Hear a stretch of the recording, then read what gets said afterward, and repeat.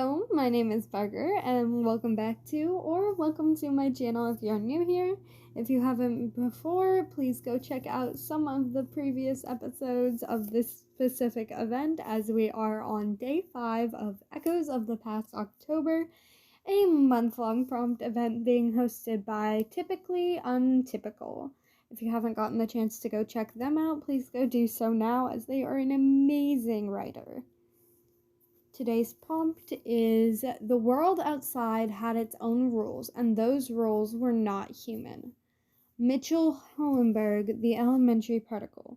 Today's story is Society's Expectations. And there are maybe one, I don't know how many trigger warnings, but go check those trigger warnings. And without further ado, this is Society's Expectations by none other than me. Janice did not like rules. He liked to be able to run free. He liked learning what he wanted whenever he wanted. He also loved to find things out about the world on his own. He was raised outside of society, and his parents would go into town to buy him books so he could study.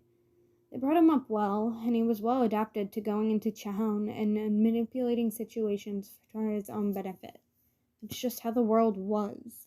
You either were the manipulator or the manipulated.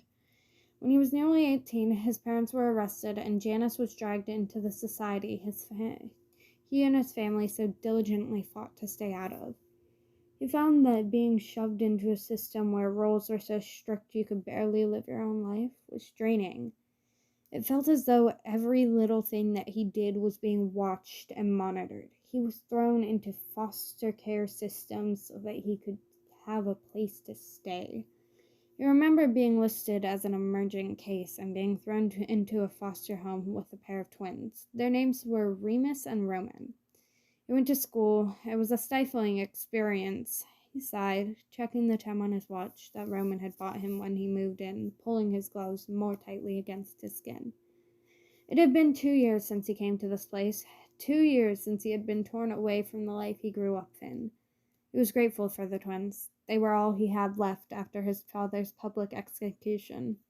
His mother had taken her own life, and their land had been claimed by the government. Often he wished that they had never introduced him to society. Remus was supposed to be home in less than an hour's time, so he could go over his plan with him. Remus was crazy enough to help him, and if he could get Remus in, then Roman wouldn't be far off. And following.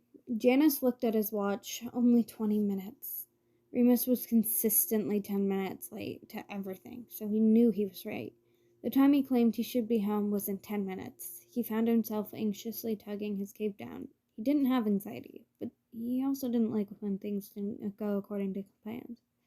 20 minutes on the dot had passed, and like clockwork, the door slammed open.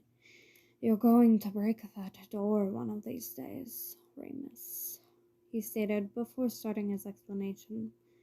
Before they knew it, Roman was walking through the door. Remus was grinning and nodding his head, slowly. "Roman, we're finally doing it," Remus screeched, his voice vibrating off of the walls. Roman raised one eyebrow as though mimicking Janice and vaulted over the side of the couch. "Well then, let's tear this city to the ground," he announced as he crossed his legs, looking expectantly at Janice. I do hope you guys have enjoyed today's video. I sure know I did. This is one of my favorites. And I will see you all tomorrow. Have a wonderful day.